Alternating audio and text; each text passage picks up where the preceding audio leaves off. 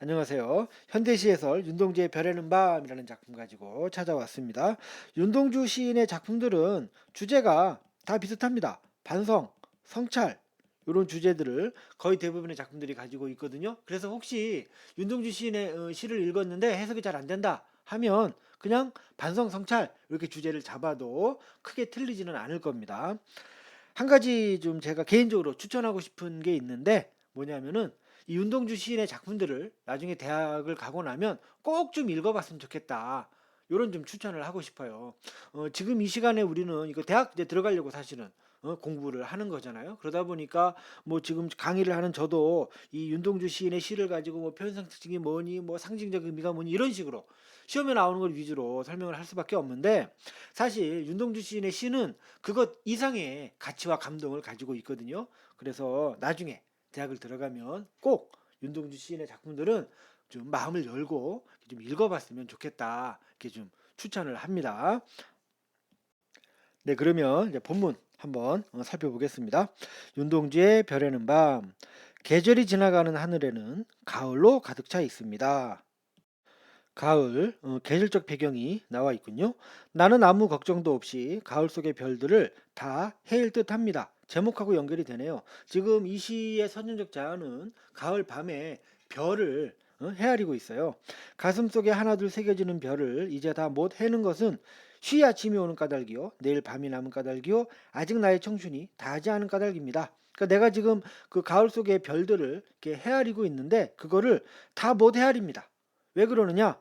아침이 빨리 오기 때문이다. 그러니까 내가 별 하나하나 꼼꼼히 헤아리다 보면 시간이 부족한 거예요. 하늘에 그 별이 너무 많으니까. 그래서 빨리 아침이 오기 때문에 내가 이걸 다 헤아리지 못한다. 그만큼 헤아려야 할 별이 많다. 그런 얘기이고요. 근데 또 한편 내일 밤이 남은 까닭이기도 합니다. 그러니까 오늘 내가 이 밤하늘 그 가을 밤하늘에 별을 다 헤아리지 못한다고 해도 괜찮다는 겁니다. 왜요? 내일 밤이 있거든요. 더 나아가서 아직 나의 청춘이 다하지 않았습니다. 예, 나는 아직 젊습니다. 충분히 젊기 때문에 오늘 못 헤아리면 내일 헤아리면 되고 또 내일 못 헤아리면 그 다음날 헤아릴 수 있다. 그럴 정도로 내 젊음은 충분히 많이 남아있다. 이렇게 이야기하는 이야기 그 부분이에요. 시험에서는 별로 의미 없습니다.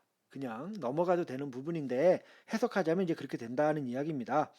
넘어가서요.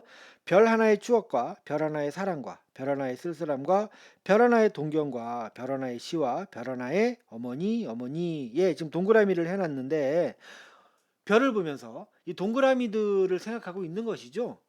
그래서 그런 것이고요. 그리고 이것들은 화자가 소중하게 생각하는 것들이라고 할 수 있어요. 그러니까 이렇게 그 밤하늘의 별을 보면서 이런 것들을 떠올리겠죠. 별 보면서 중요한 것들을 생각하는 그런 상념에 잠겨 있는 것이겠고 따라서 이때 별은 상념과 성찰의 매개체라고 할 수가 있겠습니다. 제목이 별 해는 밤이었는데요. 그러니까 사실은 정확히 말하면 별을 헤아리는 게 아니라 그 별을 통해 떠오르는 상념을 헤아리고 있는 것이죠. 그렇게 하는 게 훨씬 더 정확한 이해가 되겠습니다. 어머님, 나는 별 하나에 아름다운 말 한마디씩 불러봅니다. 요 앞에 부분에서 이렇게 동그라미 했던 것들 막 떠올렸잖아요. 계속해서 또 아름다운 말 한마디씩을 불러본답니다. 이런 거 생각한다 그런 뜻이죠. 수학교 때 책상을 같이 했던 아이들의 이름과 폐경, 옥 이런 이국 소녀들의 이름과 벌써 애기 어머니 된 계집애들의 이름과 가난한 이웃 사람들의 이름과 비둘기, 강아지, 토끼, 노새, 노루, 프랑시스 잠, 라이너, 마리아, 릴케 이 뭐 외국의 이제 문학가들입니다. 이런 시인의 이름을 불러봅니다. 이런 것들이 화자에게는 소중한 이름들인 거예요. 아무튼 이 가을밤에 그 별을 보면서 여러 가지 소중한 것도 떠올리고 아름다운 이름도 불러보고 이렇게 상념에 지금 화자가 젖어 있습니다. 그러면서 하는 말이 이네들은 너무나 멀리 있습니다. 별이 아스리 멀듯이 자기가 소중하게 생각하는 것들 또 자기가 아름답게 생각하는 것들이 지금 자신으로부터 멀리 떨어져 있다는 겁니다. 소중하고 아름다운 대상들과 자신이 떨어져 있다는 것을 이야기하고 있어요.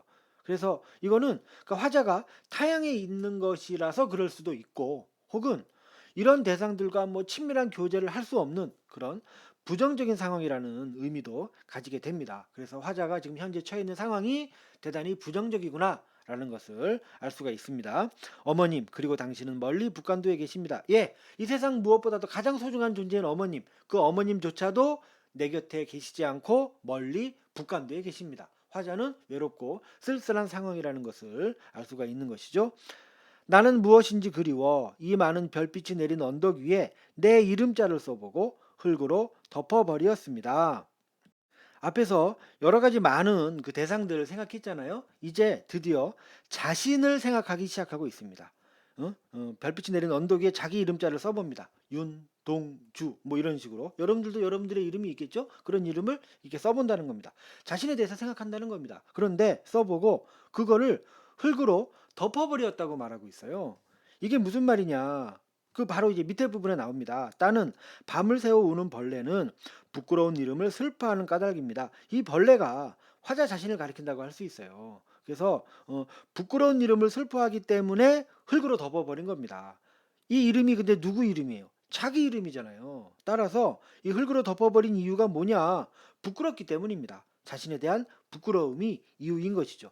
왜 부끄러운지는 나와 있지 않아요. 아무튼 이렇게 자기 자신의 생각을 하다 보니까 너무 자기가 부끄럽다는 것입니다. 그래서 자기 이름을 흙으로 덮어버렸다는 겁니다. 네, 여기 이제 써놨는데요. 화자는 상념 끝에 자신에 대한 부끄러움을 느끼게 됐다. 이렇게 이야기할 수가 있어요. 그리고 이게 원래 이 시는 여기서 끝났었다고 하네요. 근데 이제 나중에 이 윤동주 시인이 마지막 한 연을 추가해서 최종적으로는 이 전체 시가 완성이 됐다고 합니다. 그래서 만약에 이 마지막 부분이 들어가지 않고 그냥 여기서 시가 끝났다고 한다면 이 시의 주제는 부끄러움입니다. 부끄러움, 자신에 대한 부끄러움 이렇게 될 건데 마지막 학년이 더 추가가 됐기 때문에 이것까지 우리는 살펴보고 전체적으로 이렇게 좀 확인을 해보도록 할 겁니다. 부끄러운 이름을 슬퍼합니다 해놓고 나서 그러나 보통 시상 전환을 할 때 이런 표현이 나오잖아요. 부끄러웠습니다. 그러나 겨울이 지나고 나의 별에도 봄이 오면 무더미에 파란 잔디가 피어나듯이 겨울입니다. 겨울이 지나고 봄이 오면 그러니까 지금 이렇게 부정적인 상황 자신의 모든 자기가 사랑하고 그리워하는 대상과 멀리 떨어져 있고 동시에 자기 자신은 말도 할 수 없이 부끄러운 이런 부정적인 상황을 겨울이라는 그 어떤 계절적 배경에 빗대어서 이야기를 하고 있는 건데요. 그게 지나고 봄이 온다. 그렇다면은 봄은 요 뭡니까? 겨울과는 대조되는 계절이겠죠. 이렇게 봄이 오면 무더미에 파란 잔디가 피어나는 것처럼 내 이름자 묻힌 언덕 위에도 자랑처럼 풀이 무성할 거라고 이야기합니다. 그러니까 나는 내 이름이 부끄러워서 흙으로 덮었잖아요. 근데 내 이름을 덮은 흙 위로 풀이 무성하게 자랄 겁니다. 근데 그 풀은 자랑과 같은 풀이거든요.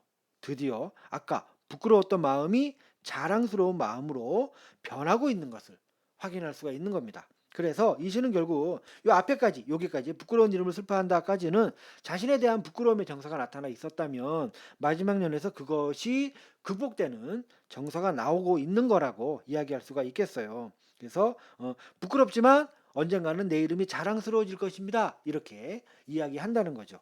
옆에 써놓은 거 한번 읽어볼까요? 지금은 부끄러운 이름이지만 언젠가는 자랑스러운 이름이 될 거야. 이렇게 지금 하고 있다는 것이고요.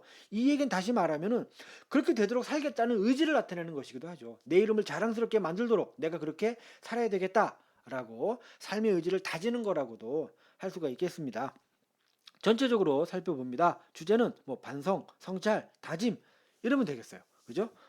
그다음에 중요한 시어로 살펴볼 거 별이죠. 반성과 성찰의 매개체라는 거. 그다음에 이 시의 표현상 특징으로 3단 구성을 들 수 있거든요. 그 윤동주 시인의 시들이 이렇게 3단 구성을 취하는 경우가 많이 있는데 이 시도 그러합니다. 1년부터 7년까지가 과거 시점에 대한 이야기, 그다음에 8년, 9년이 현재 시점에 대한 이야기, 네, 마지막 10년, 요 마지막 거요. 요거 하나가 미래 시점에 대한 이야기로 구성이 되어 있습니다.